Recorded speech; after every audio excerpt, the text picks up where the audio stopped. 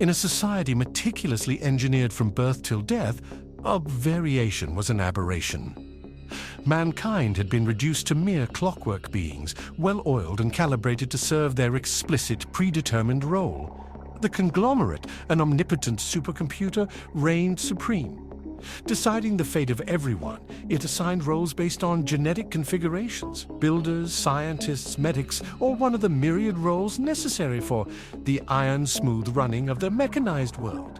Individuals predestined to be perfect in their duties, devoid of individual volition. The result? A society without famine, war, or crime, but also without satisfaction, love, or choice. Except for one individual, Devon. A glaring anomaly in an otherwise flawless system, the conglomerate's first and only failure. His genetic code mismatched with his assigned role, the engineers struggled to understand how to handle this aberration. His comrades referred to him derisively as mismatch, given his status as an error in the rigid society. Devon, unlike his fellow beings, was uncontrollable, unpredictable. He was flawed. Devon lived a life of quiet desperation, restrained in a world he didn't belong to.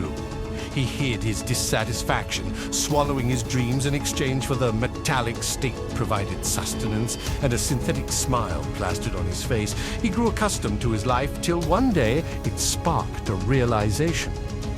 He woke to an unsettling quietness that echoed louder than the usual thrum of society. On that peculiar day, Devon discovered he had something unique, something utterly alien to his fellow automatons. He found that he had choices to reevaluate, alter, and carve a path for himself, to not abide by the instructions inscribed into his genetic code, and break free. Armed with this newfound power, a spectrum of rebellion ignited within him.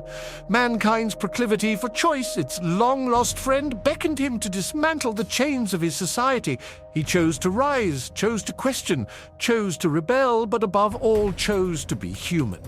The conglomerate, designed to predict and counter any deviations, stumbled against Devon's unpredictability.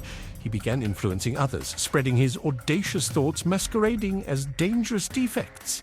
As society watched in stunned silence, the mismatch began reshaping the world with the once forbidden tools: emotion, desire, choice. His speeches trickled like mercury through the populace, fluid and unstoppable. A builder realized the monotony of constructing what he never used. A medic found a hollow feeling in her chest, failing to save the remote, not human-like beings. A scientist stared at the stars, dreaming of exploration, not dissection. Society stirred, rumbling like a dormant beast slowly awakened. Everywhere the whispers of dissent grew, and the perfectly arranged society started to shift as Devon photocopied his flaw into the genetic code of mankind. Meanwhile, the conglomerate, becoming increasingly paranoid, tried every conceivable measure to quell the rebellion, but it failed to realize the one variable it couldn't calculate was the power of choice. The makings of a revolution had begun.